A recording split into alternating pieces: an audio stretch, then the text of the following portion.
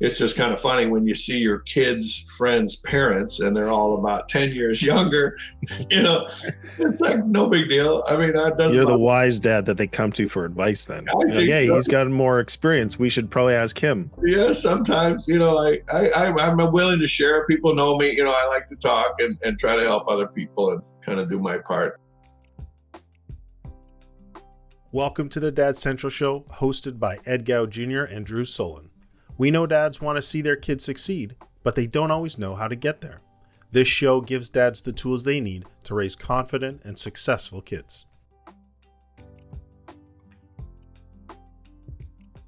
What is up, everybody? My name is Drew Solon. I am the Director of Dad Central Ontario and the co-host of the Dad Central Show. But today, I'm without my co-host. I'll be hosting solo, but I'm still looking forward to a great conversation and sharing just wisdom and insights that will help dads in their fatherhood journey. So as a reminder, the Dad Central Show is sponsored by Dove Men Plus Care. Dove Men Plus Care believes that care is the best of a man, because when men care for themselves and others, there is a positive impact. And today we are recording just in advance of Father's Day. And we're going to be talking about something that happens the night before Father's Day, actually. So this is an interesting conversation, but something that I think will offer a tremendous amount of value for dads just at this time of year, but actually all throughout the year. So we're going to be talking today to John Francis. John Francis is the founding father of Father's Eve, which is a celebration of fatherhood that happens the night before Father's Day. It's an opportunity for fathers to connect, share, and celebrate fatherhood.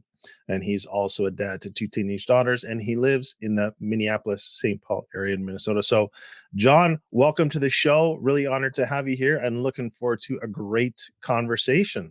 Thank you, Drew. Great to be here. I appreciate the opportunity to share and connect with you and your audience as well. Thank you. Well, it's my pleasure. In fact, you reached out to me. And so when I saw what you've been doing and I saw this celebration, essentially Father's Eve, I thought, what's this all about? Naturally curious. And then I just began to learn more. And we had a short little connection before we actually came to this point of recording. And so I'm really looking forward to it. But our typical approach to the show is we like to start by learning a little bit more about the backstory of how did you even get to this point. And so could you tell us, John, a little bit more of like what was life like for you growing up and Sure. how you ended up sort of getting maybe to this point? Sure. Well, I'm the youngest of 5 kids in my family, so I was little Johnny actually growing up, right? The youngest kid, and I had an older brother and 3 sisters, and then me. And mom and dad, my dad was a wild entrepreneur. Frankly, he was a barber and got involved in franchising and real estate and a number of different businesses over the years. So I grew up in kind of that entrepreneurial environment.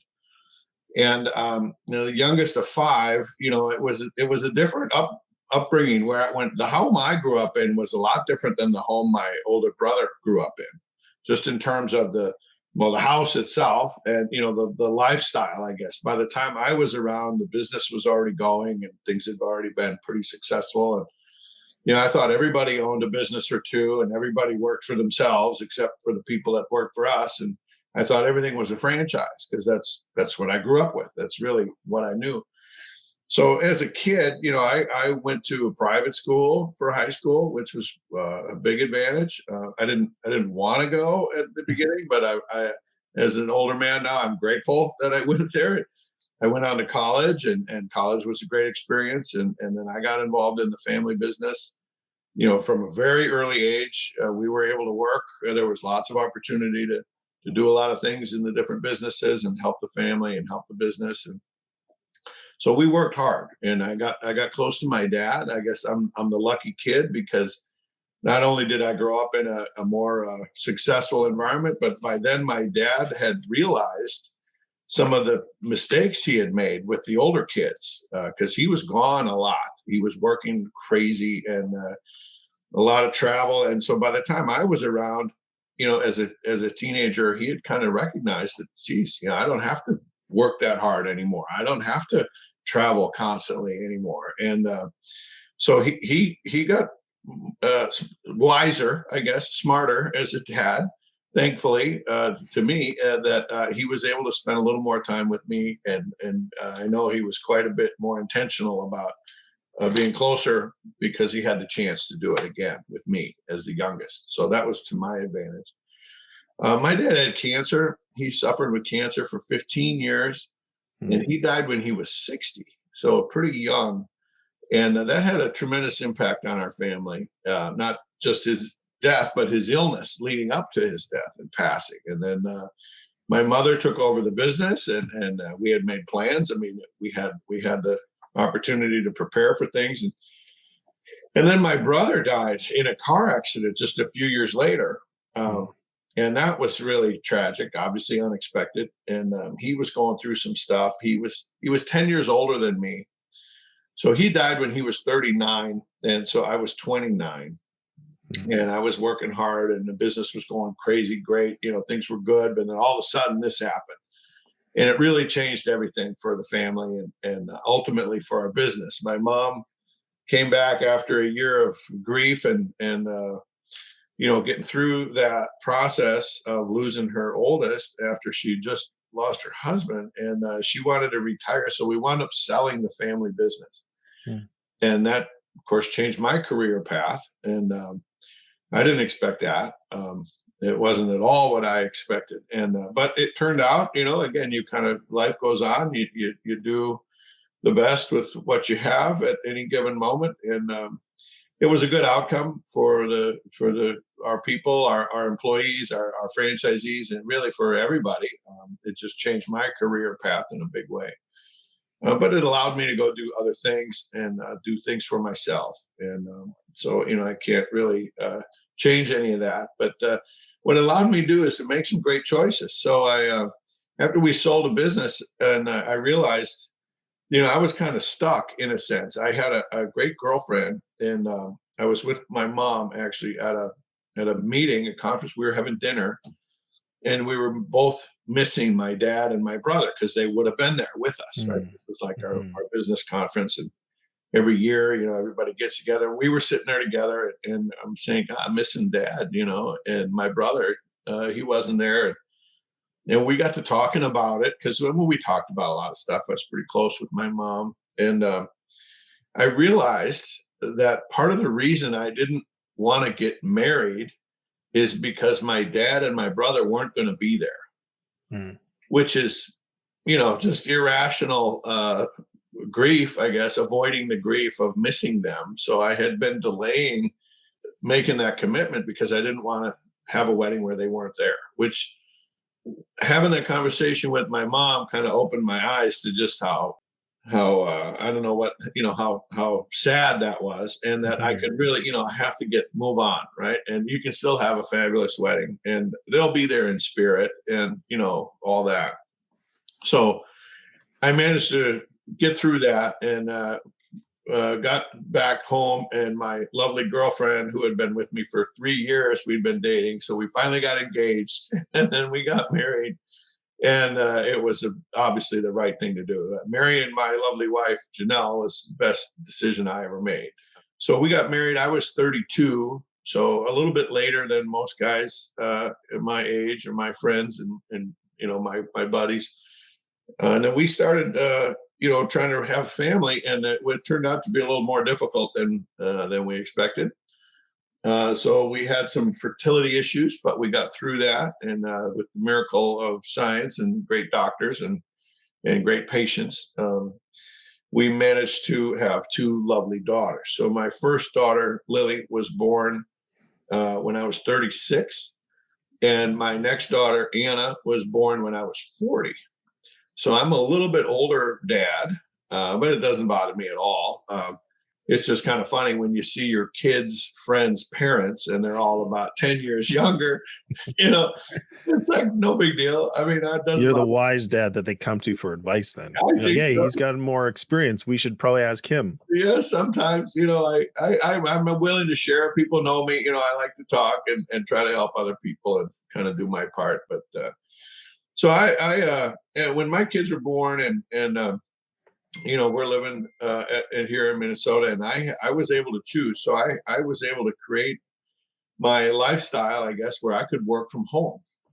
So again, I was in the franchising business and had my own business, a handful of stores in the franchise system I was developing, and I was a work from home dad. So when my kids were little, and I'd work when they sleep, and when they were awake, we were up and with the kids and doing all the dad stuff, the feeding and the diapers and just everything. I was a fully engaged dad, but my wife was home too, so we were both at home parents.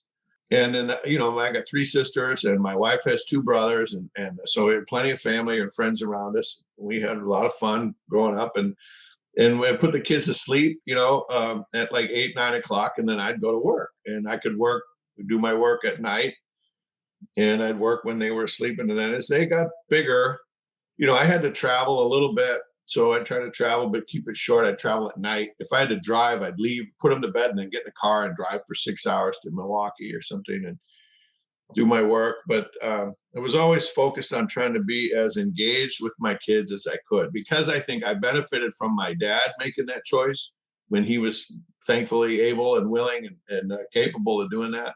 So I recognized that from the very beginning. I said, there's no reason for me to wait.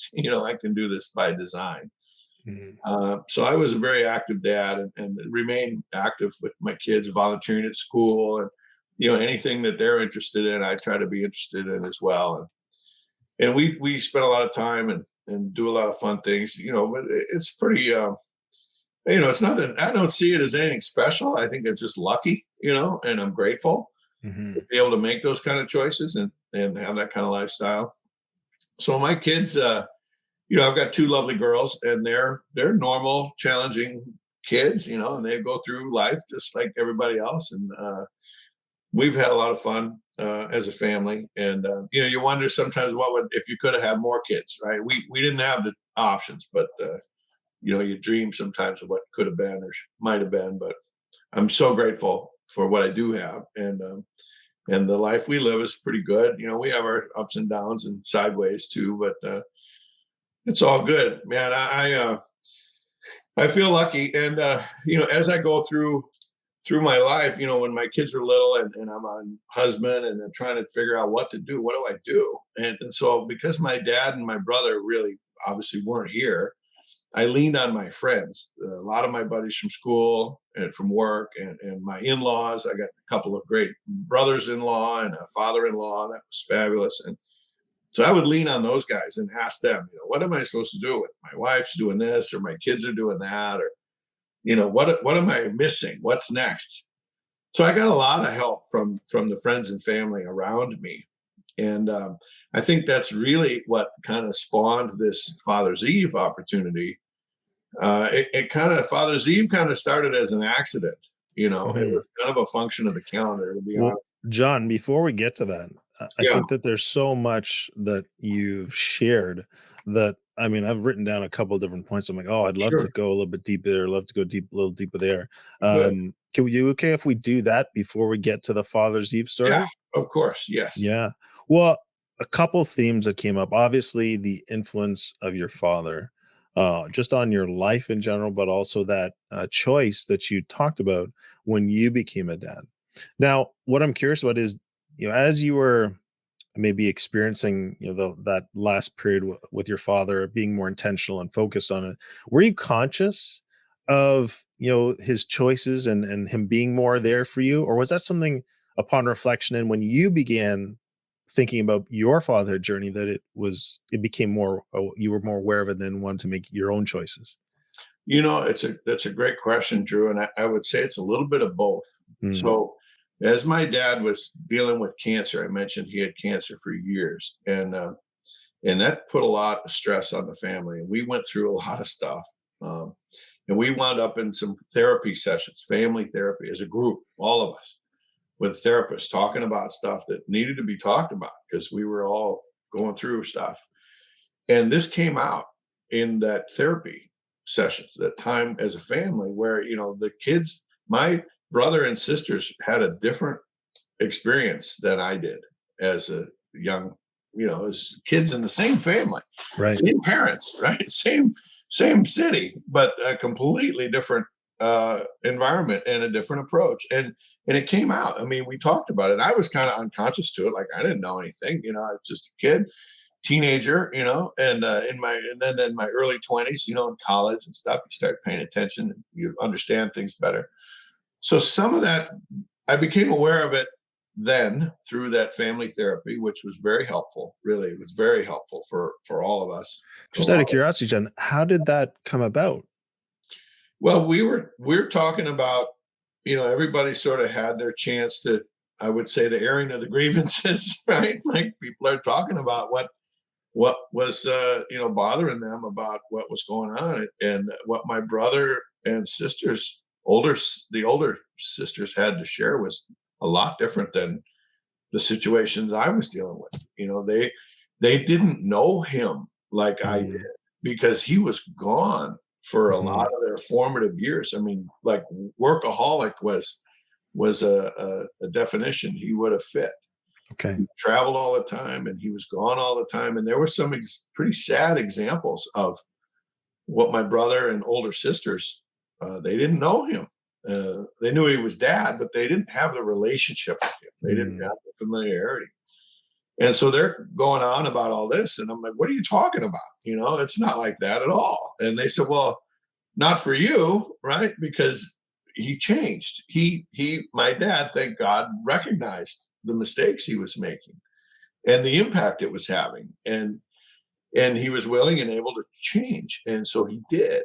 And like I said, I was unconscious to it. I didn't really recognize or understand it. I just enjoyed it. And then through the family therapy, when these things started coming out, I recognized, wow, that was really tough on them, and tough mhm, on him, and it was really awful and really difficult and really hard on my mother, mm, for those years that she had, she had struggled and gone through a lot of stuff together. It was hard on all of them. But again, like I said, by the time I was around, I didn't know any of that. And I didn't understand it. And well, why would I? Right? Just a kid. But through the therapy and the conversations and trying to resolve those issues, which I think we did for the most part. I think people just, you understand, and you do the things you need to do to try to make up for it, or try to recover from it. And my dad and my mom and all my siblings were all pretty reasonable people. They got willing to try to talk and heal. I don't know if that's the right word, but so that process took some time. And then, he died, right? And it wasn't mm, much after that. It was, not long after. So I'm glad we had that time to go through some of that heavy stuff, mhm, sort of clear that out as much as we could.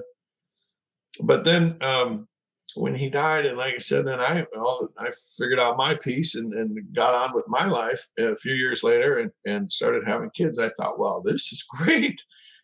I learned that lesson from him mhm, without even knowing it, right? I lived it without understanding it, but I'm glad it was made conscious through this therapy and the work around that. And then I was able to say, well, look, I'm a lucky guy. I can choose and kind of create my situation the way I want it to be. And mhm, so I was very intentional about it. And when I talked to my wife about it, before we got married, and as we were talking about our plans and our ambition and the dreams we have together as a family, and what do we want to do and how do we want to do it.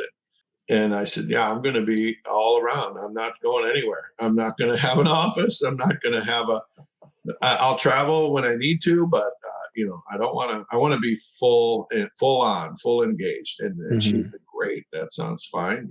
And so it was a bit of both. It was the learning it as I was experiencing it, through the family therapy, and then making those choices and implementing those decisions. And then now, I mean, I can tell you this, Drew, when my kids were, younger, adolescent toddlers and stuff, and they start to figure things out, and they're like, I remember one kid came home from school one day, and she said, Dad, today was the day where everyone was talking about, what does your dad do, at school. I'm like, oh, great. And I said, what'd you say, hon? I mean, there's some dads are like doctors or lawyers, or they work at some big company, or they do whatever they do. I mean, there's all kinds of things. I said, well, when it was your turn, what did you say? And she said, well, she said, my dad works in franchising, because she knew that. Even I Hmm. don't know if she understood what that is, but she hears me say that word a lot. And then she said he talks on the phone a lot. And I said, yeah, well, that's how I do my work, is over the phone. So anyway, it was kind of a good laugh, because I think my kids realized, that not everybody's dads are home all the time, or around them, or like picking them up and dropping them off. And I was happy to do it. It was never like, oh, I can't make it, I'm too busy, or whatever. It was very rarely was there an excuse. I was pretty intentional about being that dad. Volunteered at the schools, was the coach for the team, and nothing really over the top or out of the ordinary. Just I wanted to be there, and I was able to be there. So as much as I could, I would try to be engaged with them at their school, and with their friends. And I don't regret any of it. I mean, Yeah. It I sounds could like you were have. very focused on just showing up in Yeah. the day-to-day moments, in the, you could say the normal mundane just activities of family Mhm. life. That's where you were always there. When you, I guess, contrast that with the what you shared from your family's experience of your father, who was working hard, doing everything he could to provide for the family and contribute, but it took him away, so he wasn't there for those everyday moments. And so that sounds like that was a big part of it. And that Yeah. reminds me of a conversation we had with I forget, Shannon Carpenter. Yeah. He's the author of I know the Shannon. Stay at Home. Yeah, and so he talked about the Yeah. real takeaway was just the power of showing up as a dad and what that means. And as you said, it doesn't have to be fancy, it doesn't have to be over the top, it doesn't have to be like just this. It's just consistently Yeah. being there and being available, and how important that is. Yeah. Yeah. I think you're absolutely right. And I think a lot of guys, maybe they're just unconscious to it. I don't Mhm. think they intend to be gone, but they're focused on their work, or they're focused on whatever their career might be. And I felt, I could kind of do both. Hmm. But I certainly have a career. I run my businesses, and could I have done more over there? I suppose, but why? To me, it wasn't important. To me, being a dad and raising two kids that can be productive citizens, that's the most important thing I'll ever do. Hmm. Is raise those kids. And if you met my kids, you'd say, okay, they're normal, healthy, challenging kids.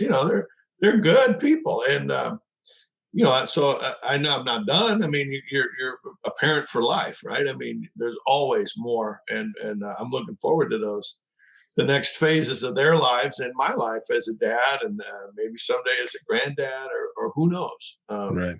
But Absolutely. but yeah, it's all good. Well, there's another part of your story that you shared that I thought was really interesting. And it was the conversation with your mom that night at the conference, Yeah, and your recognition of missing your dad and missing your brother, and how that was actually going to influence basically a significant life decision. yeah, And we don't want to ask the question, well, what would have happened if you didn't have that conversation yeah, and you didn't recognize these feelings that were actually influencing the choice to either move forward or not. But can you talk to us about, you know, the importance of recognizing your emotions or feelings and how that impacts your decisions? yeah, yeah. Well, that's a powerful question. I think for me at the time, after my dad died, um, that was a big deal, big impact for me. I was Mhm. close to him, and even though we were more or less prepared, you can't really be prepared. So I went through some stuff there, and I got some great therapy. About 6 months later, I was in a comfortable state of denial for about six It's months. very comfortable that state, isn't it? Oh, it Sometimes. was a wonderful thing, and that's just your brain protecting your ego or whatever. I Yeah, don't know, but that's Cipher and Matrix, right? but it worked, man. And so then I finally came to grips with his loss, his passing, and what that created for me was an opportunity to really get re-motivated.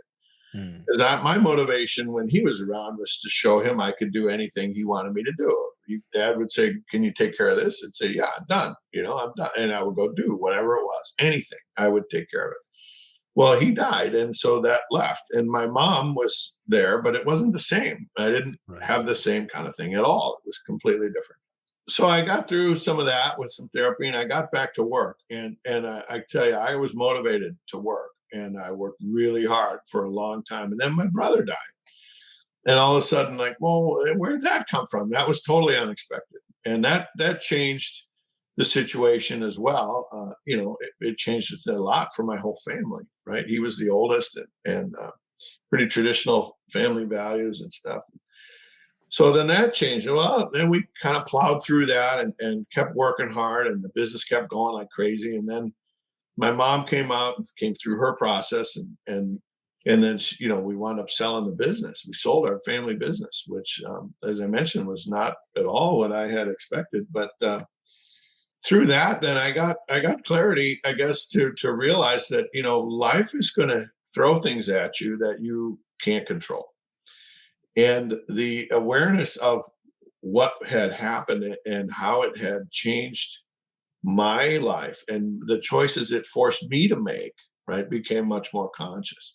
So having that conversation with my mother that night, when I realized, like, okay, they're not coming back, and I'm not going to be able to do anything with them or for them, because I just have to do it for me, and I have to do it. I can honor them in doing what I. So part of my motivation was, well, for everything my dad did for me and my whole family, everything my brother did for our whole family, what can I do is to continue that work in a different direction. So it's not the same family business, because that's gone. We sold it, but I've got my own business. I've got my own communities, my own network, my own friends, and so Father's Eve kind of becomes a channel for some of that energy to try to do some good and help other people, and try to make an impact, positive impact. Are you a dad who feels like you're juggling a million things at once? Balancing work, family, and personal goals can be overwhelming. But what if there was a solution? That's why we created our new fatherhood community called Dad Mentor. For over 20 years, Dad Central has built practical tools to help dads. We understand the challenges you face and provide the support you need to thrive. The biggest complaint we hear from dads is there's no dedicated support for their specific needs. But not anymore.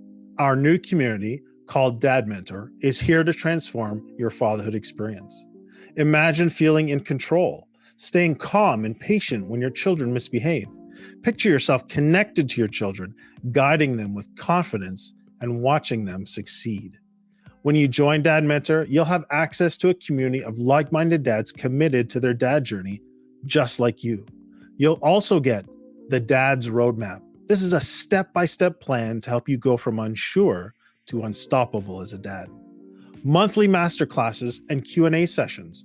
You'll get answers and know exactly what to do straight from experts. Monthly group meetups that connect dads over common topics. A dad's resource library. Curated webinars, podcasts, or guides built by Dad Central to help you grow as a parent. And finally, you'll also get exclusive members-only offers and events. Now, many dads do try to do this fatherhood thing alone, only to find themselves trapped in frustration and strained relationships. Then they may turn to unhealthy coping mechanisms like drugs, alcohol, or other distractions, leaving their family and their own well-being at risk. We don't want you to reach that point of regret. Take steps to invest in you and your family today. Join Dad Mentor and go from stressed, tired, and overwhelmed to confident, calm, and connected. Join us today by going to dadcentral.ca/dads. Well, let's talk more about Father's Eve then. And how did Father's Eve start? And then maybe share with us some of the impact it's having and maybe your long-term vision. What would you love to Yeah. see for Father's Eve? Yeah, well, thanks, Drew. So Father's Eve really started as sort of an accident, right? When the recession of 2010, 2009 and 10, and the Great Recession or whatever came through, my wife and I, our kids were both around, and they're growing, and our little family was growing, and we were outgrowing our house. So I said, this would be a good time to buy, a bigger house, because everything was on sale. So we bought a bigger house in St. Paul, big old house that had been remodeled, but the garage was terrible and had not been remodeled. So I said, well, we can buy that house if I can build a new garage. And so we got a contractor in there and we knocked down the garage and I built a really nice garage. And in Minnesota, you guys probably haven't, we got winter here. Yeah, So winter. we Absolutely. need a real garage and I want to put all my stuff in one place. And so it had great heat and the floor drains and, it had everything I wanted, right? It was really nice, great thing. I got to build my garage. So the next summer, it's done. And I'm trying to figure out when I can show it off to my buddies, right? Because why wouldn't it, right? Come on over. I want to see where we moved. We didn't move too far. We moved 2 miles away. So, but I want my friends to know where I live. So I'm talking to my wife and we're trying to plan a Friday or Saturday night when I could just have some buddies over to show off the garage. And back in those days, you'd turn the calendar, right? It was a week at a glance, right? You'd flip the calendar. So we're flipping the calendar, looking for Friday, Saturday. Everything was busy. It was busy summer and the kids and everyone was running around. Finally found an open Saturday night in June. And I said, how about this one? And she says, yeah, okay, that looks clear. And I said, good, well, that's it. And I turned the page and the next day is Father's Day. And I said, well, that makes it Father's Eve. Like, we're going to call it Father's Eve. And so I invited a bunch of buddies over, come on over. We're going to break in the garage. And so we had about 20 guys over. They say we had 3 cases of beer and 2 bags of chips, and nothing. I mean, we didn't do anything. We didn't have anything. Garage was mostly empty, but it was done, so we threw a bottle against the wall to break it in, and my wife and kids had left. I said, you got to leave for me to really relax. I need to know that you're not here. Right. And so she was pretty understanding. And she's like, okay. So she went down to her dad's house and her dad came up to the party, right? Which is great. So it was me and my buddies just hanging out one night. Like I said, the music was just a little too loud. It was just perfect. We had nothing going on. And but they said it was a lot of fun, man. Let's do this again. Let's do it again. And it was a way for me to say thank you to those Right. friends and family who had helped me with my fatherhood and fathering and learning how to be a better dad. One of my good buddies, Mike, he has 2 girls, same, but they're about 5 years older than my kids. So I would learn from him. Like, here's what he's telling me about his kids. I'm like, oh, okay, that's coming. That's just a few years away from me. So I got a lot from my buddies and friends and family on fatherhood and techniques on how to handle situations and deal with things that come up. So the Father's Eve was kind of a party for me to give back to those guys and show off this great garage. So we came back the next year, and now it had to be Father's Eve. So it had to be that Saturday night. And it about doubled, right? Now there's about 50 guys showed up, and we had food and we had games, and we had planned a little better, and more guys. We had a lot of fun. And we did it again the third year. It was out of control. So there were guys that I didn't know. And I thought, this is great. My buddies are bringing their other buddies to this party because there's nothing going on and everyone wants to come together. And we were just having a good time. So that year, someone challenged me. They said, what are you going to do with this Father's Eve thing? And I'm like, what do you mean? What's wrong with this? And they're like, you could do some good with this. You understand business and the franchise thing. What are you going to do with this? Why don't you do some good? Okay, well, we'll think about it. So a lot of those guys were friends of mine. We go hunting and fishing and snowmobiling, and we do stuff like that. So we talk about this. I said, well, if we're going to do something with the Father's Eve thing and turn it into something, I need help. I'm not doing this alone. I need you guys to help me. I'm not, what do you think? And so, okay, so I got a few guys to sort of commit to help me with this. We moved it to a bar, and we moved it just a mile away from my house, and we made it a fundraiser for charity. And one guy had media; he was in the PR business, so he got us in the newspaper and got us on TV and got some momentum and got some visibility.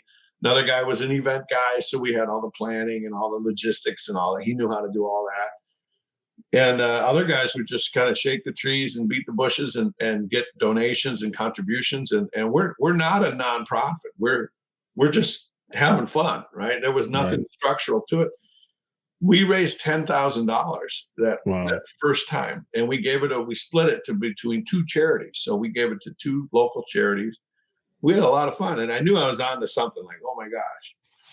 So I went back to my business lawyer, and I said, what do you think? He said, well, you can't franchise it. There's no economic model there. There's no Mhm. business there. It's one night a year, and you're not generating any revenue, or you're not really, accomplishing anything. I said, well, yeah, we are. It's guys coming together. And he said, well, you could trademark it, and then you could license a trademark, and you can give it away if you want. And maybe someday, it'll get bigger, and you can scale and have some fun with Right. sponsoring. So we did that. So that big party was 2015, was the first time we printed T-shirts and we sold tickets, and it was a fundraiser. We made it Right. a fundraiser. We gave all that money away. Then 2016, I went to a conference called Dad 2.0. Mm. Someone had told me about this, and I'm like, Right. "What is this?" And I didn't know anything about it, and I read about it. I signed up and I went, and I showed up. I printed some business cards. So it didn't take me long to make some friends. I found the biggest guy in the room and bought him a beer. Said, "Hey man, I'm Johnny from Minnesota. Can I buy you a beer?" He's from Chicago. I'm like, "Oh, great." So we get along. And what are you doing here? What's your deal? He was with the City Dads group, Okay. and he was an organizer in Chicago. I'm like, "What's City Dad? What's that all about?" So he's telling me all about it. I couldn't believe it. I'm like, "Where have you been? You're the guys doing what I've been trying to do." And because I had an email group of my dad buddies, like, "Hey, we're going to the car show for this, or we're going to the Right. sports show. We're going to this game over here. We'll see you there." So I got to know those guys, and I got to know the At Home Dad Network. They're there, and they are a charity. They've been around for a long time.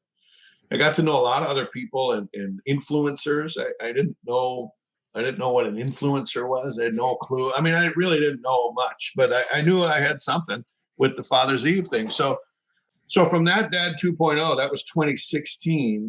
Then I started kind of putting the wheels on this thing and putting it out there. So I connected with those groups, and got involved with them, Mhm. and then I just kind of put the structure to it. And a lot of my friends around the country from work and from school and stuff, we did it in 12 cities in 2016. Wow. And that's when we knew we really were on to something. So we kept kind of pushing it and pushing it, and it every year it just about doubled, right? So 16, 17, 18, we were getting some real momentum. In 2019, we were in 60 cities Wow. around the country, a couple in Canada and one in Mexico. And we'd had a guy in like Costa Rica, some American and expatriate down there had found us, and some guy in Scotland wanted to do it. I'm like, sure, whatever. And it's all free, right? No one's paying Yeah. anything. It's all volunteers. There's no credit cards, or no one's doing anything economics. Is just out of having fun, try to have some Right. fun, get guys together. So I learned from those years that Father's Eve, there's a need out there for guys to connect. Mm. And what I learned is what I take for granted, right, with my friends and getting together and doing the stuff that we do.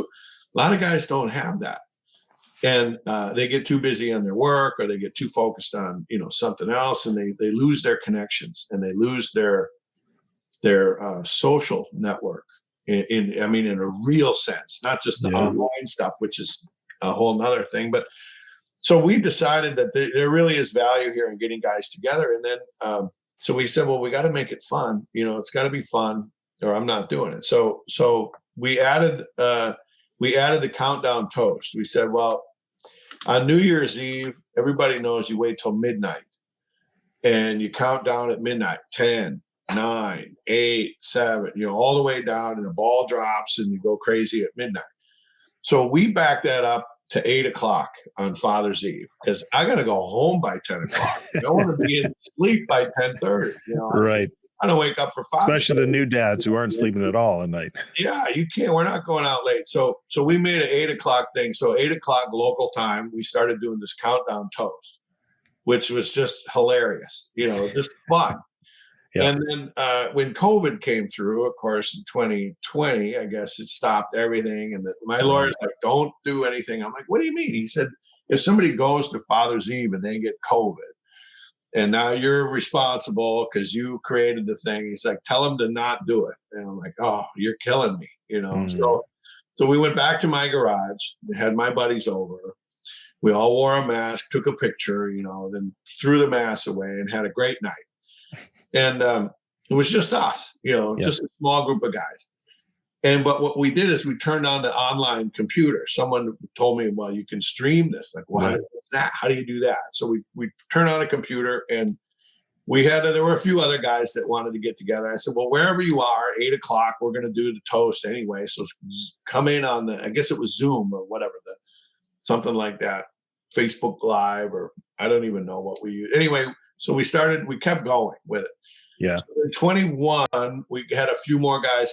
COVID was still a thing and people Yep. were kind of hesitant, but we had a few guys come back. Then last year for 22, we had it again, a bigger event. We made it a fundraiser again. And we had, I don't know, 15 or 20 cities around the country. Guys are coming back. And some of them are, again, they're all volunteers, same kind of format. Right. So this year for 23, we're doing the same thing. Now we know how to do the online thing. We're all getting comfortable with that. And we have a big event here in Minneapolis. And I think we have about 20 or 25 around the country.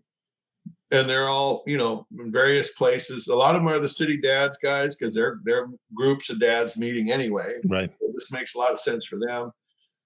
It's other groups too. There's a bicycle club out in Vancouver. I think they're doing it again. There's a church group in Texas that does it with their group of guys. And so it's groups and people and it's pretty simple, which is on purpose. It's intentionally simple. I say we're not selling anything, we're not buying anything, we're not taking sides, we're not trying to solve anyone's problems. We're not really our mission is just to have some fun and get together, and we know that dads can make a difference. And so what we really do when we get together is, I say, we connect, share, and celebrate fatherhood. So the connection is just being there. And the most rewarding thing for me, Drew, has been seeing guys come back to Father's Eve.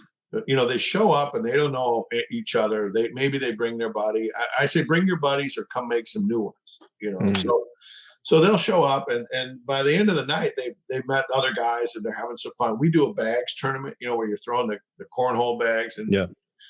and so we do that because I can hold a beer in one hand while I'm playing that game. So we play bags, and guys pair up, and we have a tournament thing, and they fight for this trophy that's like 2 inches tall.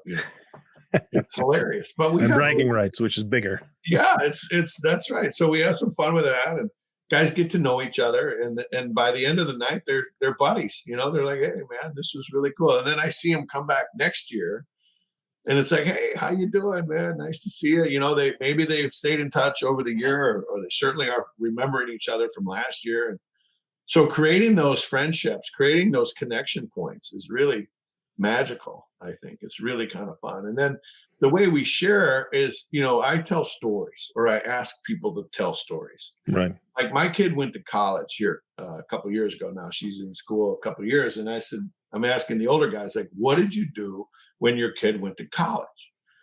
What was important? What's not important? What would what should I be paying attention? Whatever. I mean, I can figure a lot of things out, but why not ask a guy who's done it 2 or 3 times? Like, what would you do? What not to do? So we get guys to tell stories.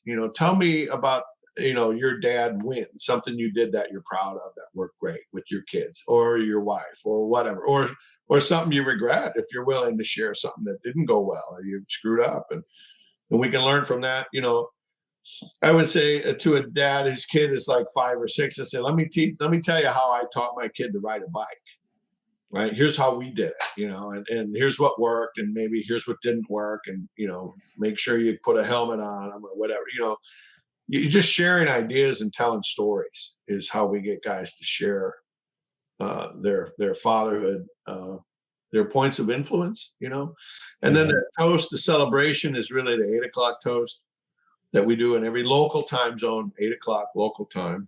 And, it's so much fun because guys are like, oh my God, we're celebrating Father's Day. Because we used to say, I love Father's Day so much, right? Father's Day is for dads and families. So I'm going to be with my wife and kids and we're going to run around and do our stuff. But I want Father's Eve for the dads, just for Mm, the dads, because the right. dads should connect and share. And what I've learned, Drew, is guys come away from this with just a little bit of understanding or awareness on how to be a little more intentional about how to be a better husband, how to be a better dad. I tell the story about losing my patience, right? When Mm, the kids were little, man, I had no patience, and it was a problem for me, like and all of a sudden, I'm like, why am I doing this? And so I asked my buddies, man, how do you keep it cool when your kids are pushing your buttons, and they're driving you nuts? I would lose it and I regret it, and I'd say things and do things. I'm like, what are you doing? Who are you? That's not who I am. right. And so I had the awareness and I had the chance to get some help and get some advice. And I made that shift pretty quickly. Thank God. It didn't go on and on for a long time, but it was enough that, I learned and I wanted to be a better example for my own kids because they learn whether you're aware of it or not, they're picking it up. They're Someone told me your kids are going to learn from you whether you like it or not. Right. I said, shit, I better get it right then. I really so that's part of it is just letting guys realize that just a little improvement in your attitude or stop doing this bad behavior or find a different way to make an impact that's more positive or meaningful. I think just having those conversations and giving those examples in real life and real simple, not real uh not real complicated stuff, real simple, practical stuff. And guys tend to resonate, and I get good feedback. I'll tell you this quick story. There was a group in, I think it was in North Carolina. This was a few years. It was just getting started, so it might have been 2018 or something. And a guy called me the next day on the Monday after Father's Day. And then oh, by the way, I say send pictures. I want to see pictures. If there are no pictures, it didn't happen, right? So I asked Need the everyone, proof. take Absolutely. a picture, take a video, share, send it over, and we'll put it all over our website and stuff. And so a guy called me, and pretty sure it was North Carolina. And he said, "Look, I just want to tell you what happened." I was like, "Go ahead, man. What happened?" He said, "Well, we showed up at this restaurant, some bar restaurant." He said there were 5 guys, and we didn't know each other.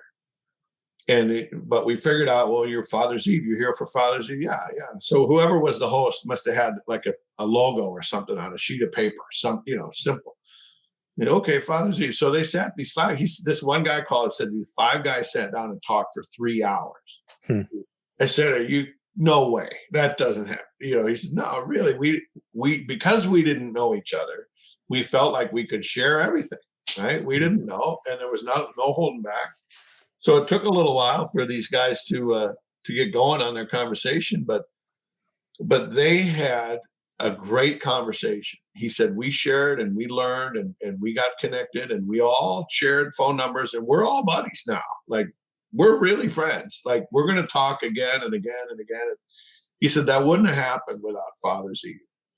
So I said, "Well, look, man, all I did was put it out there." I said, "Whoever the local guy was, made it happen." He said, "Well, you created it so he could create it, and now I'm telling you that it's valuable." And thank you. He was grateful, and so I couldn't believe it. I'm like, wow, it really is making a difference out there for at least that guy and the guys he was with that night. And so I think the same opportunity is real. I say we create a judgment-free environment where Yes. a guy can just show up and engage as much or as little as you want, right? There's no expectation really whatsoever. There's no speech, there's no program, there's no Yeah. membership, there's none of that stuff. It's just show up and be who you are, and share what you want, learn what you want, have some fun. Yeah, that's it. I Yeah. mean, it's very simple. I've had people say, "Well, what's the catch?" I'm like, "There is no catch." "What do you mean?" They're like, "Well, there's got to be something." I'm like, "No, nothing. You want to buy a T-shirt? Go ahead, but I don't care. Do it or not." I mean, Right. there's no catch. There's no Yeah. commitment. There's no expectation other than Which just is really doing interesting though, right? And I think that's a function of unfortunately, kind of the world we're in now, where if you're doing something, there's got to be something in it for you, and like, can I trust? The lack of trust is a real challenge, but that's a whole other conversation, a whole other time. But so, John, I just want to say, thanks so much for sharing your story and the impact that Father's Eve is having. The theme for me that's really crucial is the value of being connected to other dads. I really love the part when you talked about, I had these, dads around me, and I didn't have my dad, I didn't have my brother, who I've normally gone to, but I did talk to these other, my friends, and I asked them questions and I wanted to know whereas, and I think that's a really important because many dads may either not have the network that you had to be able to ask it, or they may shy away from even asking questions. Mhm. You strike me as someone who's always willing to learn and not worried about asking questions because you want to learn. Whereas I think many dads struggle with feeling like they have to have all the answers, and if they don't have the answers, then there's something wrong. It's Right. not okay for them to ask those questions. It's not okay for them to be vulnerable. And so the fact that you did that, it's added so much value, and then you've created a space for dads to come with no expectations, but they'll hear a story, and that story, even if they don't even say anything, that story will spark something for them or tweak That's something right. for them, and then they can take that and they can think about it, and they can even apply it into their own context, wherever that is. And so there's so much. What I take away is the value of being connected to other dads and just hearing their stories and being able to ask a question or two if you want, and maybe get some advice from somebody who might be a little bit ahead of you. You referenced your friend whose daughters are 5 years older than you. You got Mhm. that resource. So, anyways, I could go on and on, but it's been really valuable. So It thank you, will. John, for sharing your story and sharing Mhm. the story of Father's Eve. And to me, I'm looking forward to celebrating Father's Eve this year and many years forward as well. And I hope that if you're listening to the show, that you get connected to Father's Eve. And so, John, I think we've got basically your the best place to go, fatherseve.com. Any last words you want to share before we end the show today? Well, Father's Eve I say it's fun, it's free, it's Father's Eve. You asked, what's my vision someday? I think this becomes sort of an unofficial holiday that people just do. Like now people say, oh, New Year's Eve is coming up. What are you going to be? Where are you going for New Year's Eve? What are you going to do? You're going out, you're going to have some party or go with friends or whatever, New Year's Eve. I want the same thing to happen with Father's Eve for dads. Like, hey, Father's Eve is coming up, man. Where are you going? Where are we coming to your house? You going to my house? Where are we going to go? What are you going to do for Father's Eve? So I want it to become like that, just automatic. It's a function of the calendar. It just sort of happens. My vision is this thing gets big enough, and maybe we have some fun with some sponsors who wants to be the official, whatever of Father's Eve. We can get to that level. I think this will take 20 years to become an overnight success. But that's my goal. Is it just keeps going? It's kind of organic and kind of natural. We're trying to keep the conversation going after Father's Eve. I mean, it's been very seasonal.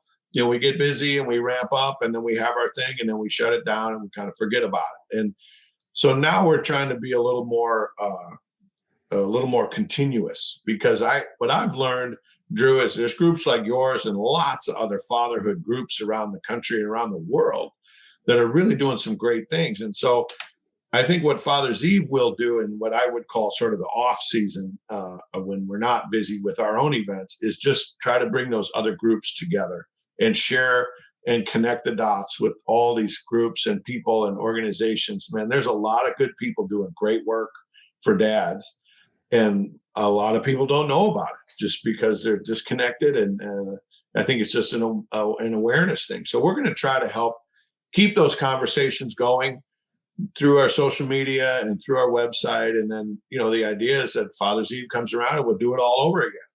And I think this thing will just continue to grow and grow. And at some point it'll reach a tipping point where it just happens automatically, naturally. Absolutely. And that would be a pretty remarkable sight to see and something I'm looking forward to. So, Yeah. John, been a real pleasure. Thanks so much for being on the show. Thank you, Drew. I appreciate the opportunity. Reach out to you and the Dad Central group, man. It's a lot of fun. So thank you. I All appreciate right. it. Our pleasure. And again, if there's anything that we can do to help support all through the year, because as my co-host likes to say, there are 364 other days of the year when fatherhood still matters, other than That's Father's right. Day. All right. Thanks, John. You bet. All right. So thanks so much for listening to the show this week. It's been a great opportunity to learn from a father who's ahead of me. And there are many things that I've taken from John that I would love to, just think on, but also be able to apply, especially the value of connecting with other dads who are ahead of you and asking questions. The other power of just being together with other dads and creating friendships that matter and offer meaning to you. So that's a real important takeaway for me. So as we wrap up today's show, I want to remind you that the Dad Central show is sponsored by Dove Men Plus Care. Dove Men Plus Care believes that care is the best of a man, because when men care for themselves and others, there is a positive impact. Also want to remind you that we at Dad Central have a variety of resources to help support you in your fatherhood journey. And so you can always access all of our resources at our website, dadcentral.ca. If you want to catch other episodes of the podcast, you can do so at dadcentral.ca/podcast. And of course, we love hearing from you. So please give us some feedback, send us a message, give us some guest recommendations, and you can do that by contacting us at podcast@dadcentral.ca. So as we wrap up today, I will use my co-host's phrasing and say thanks so much. And remember to give yourself grace and don't just manage your time, manage your energy.